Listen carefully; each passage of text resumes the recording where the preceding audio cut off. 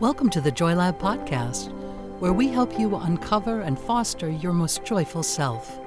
Your hosts, Dr. Henry Emmons and Dr. Amy Prasek, bring you the ideal mix of soulful and scientifically sound tools to spark your joy, even when it feels dark. When you're ready to experiment with more joy, combine this podcast with the full Joy Lab program over at joylab.coach. Hello, I'm Henry Emmons. And I'm Amy Prasek. So we have a little bit of a different episode for you today. And actually, we'll be doing more of these, sort of adding shorter episodes during the month that kind of take our element of joy that we're working on and kind of hold it next to something really specific that's happening in the world or that we're hearing from members of our Joy Lab community. Things that are on our heart. And, we're doing this because I feel it. Sometimes it's hard to believe that joy and these other elements can kind of stand up to the darkness that we're feeling or experiencing or witnessing in our world. Sometimes just to put these elements up against the sort of daily ways of being and scenarios and experiences that we face daily. I want to note as well, we're not pretending that we have any answers. I am not a expert in things like disaster response. And right now, the Uvalde mass shooting just happened really recently, like a week after the Buffalo grocery store mass shooting. This is amidst the anniversary of George Floyd's murder. It's amidst the painful milestone of, 1 million plus of our fellow Americans dying of COVID. This is heavy to hold, and we don't have really clear answers. And this first episode is coming amidst our element of curiosity. So I think in that vein, it's maybe a good fit as we join together and make space for conversation around some tough stuff, but also around our elements of joy. So, Henry, I think I want to start off by asking you, as we're in this space, we trust these elements of joy, that they're here for us, but how can we sort of hold them alongside all of this anger that we might be feeling or this sadness or fear? Yeah. Well, I want to echo what you said, Amy, that we're not pretending to come with the answers to this. We just felt really strongly that we wanted to say something and respond. And, really, we're just hoping to speak from the heart and say what seems real to us about this and hope that it is helpful in some way to our listeners. So I think it's a really legitimate question. How does something like joy or curiosity or loving kindness or compassion, how do those things live right beside something as horrific as this shooting? And so many shootings and just so much, I think there's so much fear and a sense that things are kind of falling apart. That's what I hear, and that's sometimes what I feel even. Yeah. And yet, it's our great endeavor with Joy Lab is to see what's real, to face these kind of things and still be able to practice and create these upward spirals that we talk about. So how do we do that in this context? That's kind of the question we're trying to wrestle with. And I think that, I guess I want to say something about how to experience and use some of the emotions that are happening and they're very, very real. And I think that it's in some ways such a clear and great example for what we've talked about so many times, that we don't want to deny or push away or push down these what we consider unpleasant feelings, particularly the kind that arise with something like this, because they are real, they are genuine, authentic responses to something like this, which is very much fits with the sense that life is also beautiful and joyful at the same time. I want to, I guess, just kind of start by saying that whatever it is you are experiencing as an emotion to this, try to honor it, try to let it be there, try to sit with it for a little bit, without coming to a premature conclusion or just saying there's nothing I can do, so you kind of set it aside.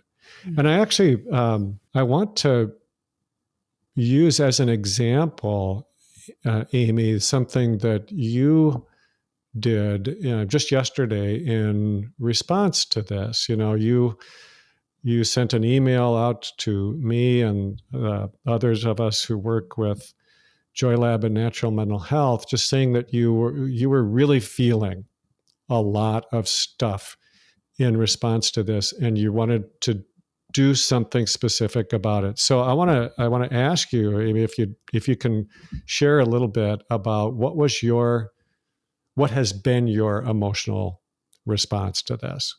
Yeah. I think my response has been a roller coaster that has moved between just like, this world is a dumpster fire and there's just no point, and hope and sorrow and like the most fierce anger I've felt in a while. And my body, has felt those dynamics as well, lethargy. I feel exhausted. And then at the same time, I just want to take action and not stop until something shifts. And so I think that's what makes it sometimes so difficult, is when in a situation like this, and amidst all of what we've been facing as a global community, particularly in the last several years, is that it's almost like there's just so many emotions cycling that paralysis is easy to settle into. And we talk about this actually in our next episode with uncertainty tolerance. And there's something there that, is really ripe, I think, as well, when all of these things are cycling and a clear resolution or solution and answer doesn't seem really present. Or, reflecting on mass shootings, we haven't had any meaningful action. And so, you can cycle into that apathy. That's understandable. And so, I don't know, I think what's so important for me is that this realization that I don't need to feel happy all the time, and that's hard when you're coming from depression or anxiety, to feel like, God, I need to get out of this. And the only way to get out of this is to feel the opposite of it. But to learn that that's not the case, to get more curious about my inner architecture, my emotional landscape, I think it's allowed me to create more space to feel it all, as you said, Henry, to not reject these really tough emotions that are cycling through, to make my way through the darkness. And then, because we've worked with these elements, or because, I've worked through these elements, they allow some light to enter, and sort of a ladder to make my way out of. And then I can take a simple action like sending an email and saying, oh God, I am like not having it. I am not doing okay. We need to do something. So, it was able to prime me into action, which I'm really grateful for. When you start to kind of cultivate these positive inner states, they just feel like ladders out of darkness for me. And they give me that next step of action, even if it's small. Then as a team, we decided we need to say a little bit more, take some additional action, which is, we also opened up, we have this amazing Resilient Kids Summit that's full of all these brilliant pediatric and adolescent mental health experts and integrative mental health experts. And we decided to make it free. So like folks, go over there at Natural Mental Health and you can access that now for free. That was like that simple solution that our team came up with. And it felt really good. And that simple solution feels like it's going to fuel more action. So that's my long story. Well, I actually loved what you wrote. I loved how you wanted to respond. I thought it was just right on. And I think I'm wanting to talk about it because I think it's such a nice example of how to respond to something like this in a way that feels really authentic, really genuine, that does something, even though none of us, no single one of us has the ability to fix this problem or any of the big problems facing us. We cannot hold ourselves to that standard that we think we have to have like a really big solution or else we do nothing, because each one of us, if we could respond in a heartful way like that, with what is within the possibility for us to do, collectively, things would really start to change. There would be a very big difference because we each have different skill sets. We each have different ways of responding within our universe, small as it might be. Doing something with that, taking some kind of action is really, really worthwhile. And I think it's worth saying that sometimes in the mindfulness world or the Buddhist psychology world or what have you, there is this notion that we're navel gazing or turning inward or that it's all about acceptance. And it is about acceptance, but acceptance does not mean that we don't take action. Yeah. Acceptance in this case might mean that you acknowledge that you actually have really, really strong feelings about this. And those feelings can move us. And, when we are moved, to me, that means we are mobilized in some way. It's creating some energy that we can do something with, that is maybe calling for us to do something with. And that means taking some kind of action. Yep. But, action that you can take that's within your purview of your world to do.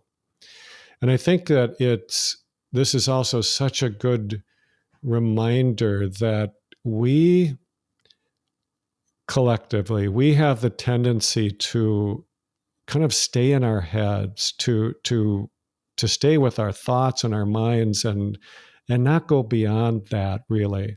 And when we have a visceral reaction to something like this with these emotions that are strong and genuine, it's a very different part of us that can call upon some very different sets of responses. And so, there is a difference between the head and the heart, between the mind or our thoughts and our emotions. And, we have both of them. There's more to us than that too. But this is a time to really embrace the heartful side of ourselves, to let those feelings that are uncomfortable and unpleasant really be there and create some sort of movement or response, some sort of action on our part. Yeah. just sort of taking it out of the mind. I think, Henry, thank you for sharing like maybe a graceful action that I took. But let me tell you, like before what I did, because I was so angry. And, I think without that awareness of anger, it can really fuel some not so great next steps.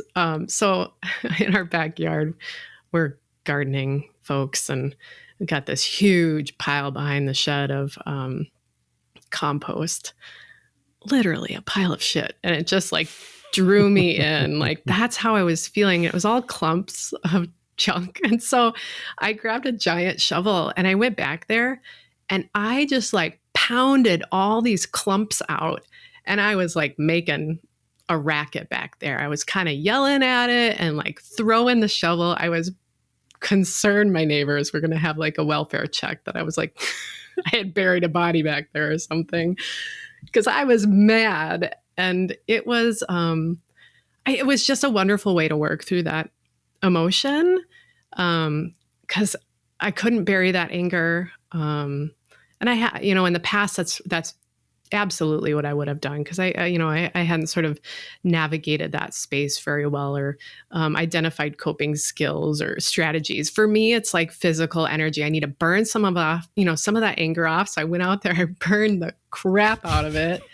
And then I came back, I was like, okay, take a shower. You seriously smell. and then I sent that email. So it was messy at the beginning. Which is fine, right? It's okay to not feel okay. It's okay to be sort of in that muck for a bit. And I kind of use that shovel to get my way out. That is a very literal way of dealing with those emotions. I love it. I am a literal person. Yeah. Well, I think that this does give us an opportunity to experience and face and kind of wrestle with these really difficult emotions, and to remember that these feelings, strong as they can be, that, as Rilke put it, no feeling is final. Yeah. No feeling is final. And to me, I love that, because it reminds us that these dark or heavy feelings, they don't last. They are not permanent, no matter how strong they might be, especially when something is generated in response to something like this. I mean, that's probably how we are meant to feel for a while. Don't have to live there, but the feeling is there, and it's probably there for a reason. And allowing us to really have it can result in something very positive to come out of it. But the feeling itself is not final. It can turn into something else. And I think that, this is maybe going to sound a little bit overly optimistic or even airy-fairy, but I think that ultimately, what this can draw us to is a response of love, because those feelings of anger, fear, sadness, when we allow ourselves to have them, they can draw us into something like compassion or caring for another, or wanting to do something to change this. And, that's a loving response to something that is otherwise really horrific. And I think that's really what we mean about joy sitting right beside these other really difficult things. They're not mutually exclusive. And, like you said earlier, Amy, it does not mean that you always have to feel good or happy or positive. That joy isn't just that. It's something much, much deeper, in my view. And all these elements we talk about, that can keep moving us in that direction of joy. They're all there right beside these other really, really difficult and challenging things. And like we've said before, where do we put our focus, our energy? What do we want to really look upon and grow in our awareness? And it's not denial. We don't want to deny that this stuff is happening, but we also don't want that to have the final word. Yeah. Joy is kind of messy. It can be messy, for sure.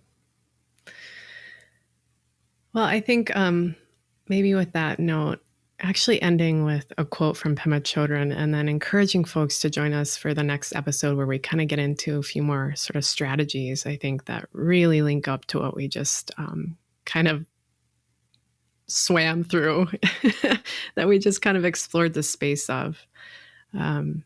So here's the quote. We think that the point is to pass the test or overcome the problem. But the truth is that things don't really get solved. They come together and they fall apart. Then they come together again and fall apart again. It's just like that. The healing comes from letting there be room for all of this to happen. Room for grief, for relief, for misery, for joy. Thank you for listening to the Joy Lab podcast. If you enjoyed today's show, visit joylab.coach to subscribe for your monthly infusion of joy and to learn more about the full Joy Lab program. Be sure to rate and review us wherever you listen to your favorite podcasts.